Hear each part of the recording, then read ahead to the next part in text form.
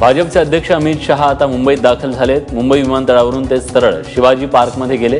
इथं शिवाजी महाराजांच्या पुतळ्याला त्यांनी पुष्पहार अर्पण केला। त्यानंतर ते आता चैत्यभूमीकडे रवाना झाले।